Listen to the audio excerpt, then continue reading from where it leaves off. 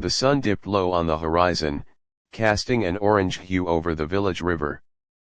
Ian wiped the sweat off his brow, his shirt damp from a day of working the fields. Life was simple yet hard for the young man, who lived in a small, run-down house with his widowed mother. Their days revolved around survival, tending to their small plot of land, selling vegetables in the local market, and dreaming of a better life that always seemed just out of reach. The river had always been Ian's retreat. After a long day, he would often sit on its banks, letting the cool breeze wash over him. Today was no different. As he settled onto the grassy edge, he noticed a group of city folks nearby. Their laughter echoed as they unloaded picnic baskets from a shiny black SUV.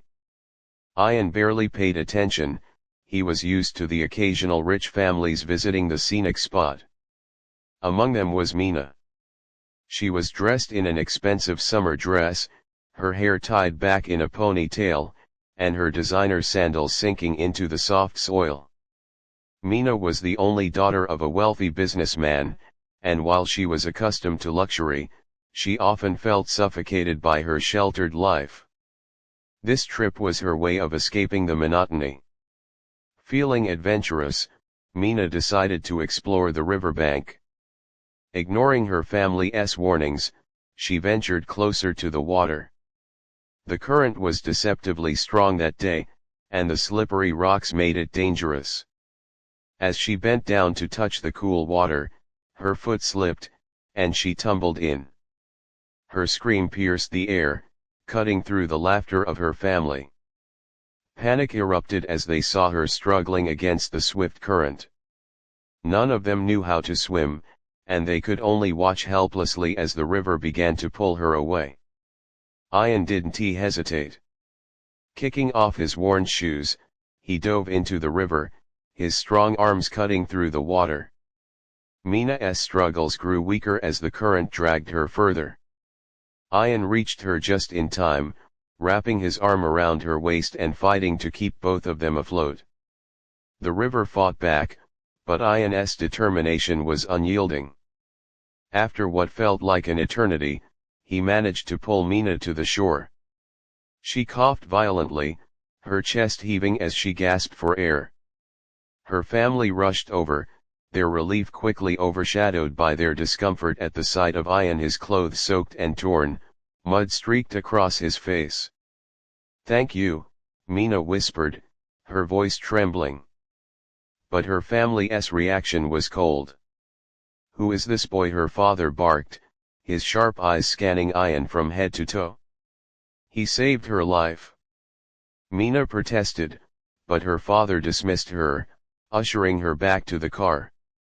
Without so much as a proper thank you, they left, leaving Ian standing alone, dripping wet and exhausted. Life went back to normal for Ian.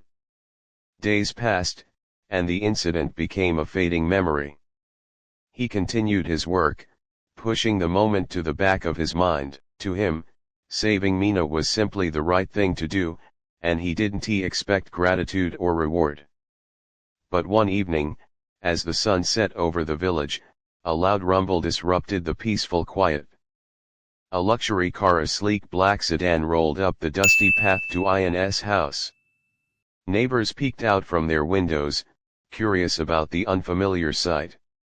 Ian stepped outside, wiping his hands on his shirt. He froze as he saw Mina step out of the car, her father following closely behind. The man's expression was no longer one of disdain. Instead, he looked nervous, even respectful. "Hello, Ian," Mina said, her voice soft but steady. "May we come in?" Ian nodded, still in shock. He led them into the small house, his mother rushing to offer tea. Mina's father cleared his throat. "We owe you an apology," he began. "You saved my daughter's life, and I treated you poorly. For that, I am deeply sorry." Ian was too stunned to speak, but Mina smiled warmly at him, her gratitude shining through. We also want to thank you properly, her father continued, handing Ian an envelope. Ian opened it to find a letter offering him a full scholarship to a prestigious agricultural university, along with a check for a substantial sum of money. "This is too much," Ian stammered, his hands trembling. "No," Mina's father said firmly. "It's the least we can do." Tears welled up in Ian's mother's eyes as she clasped her hands together in prayer.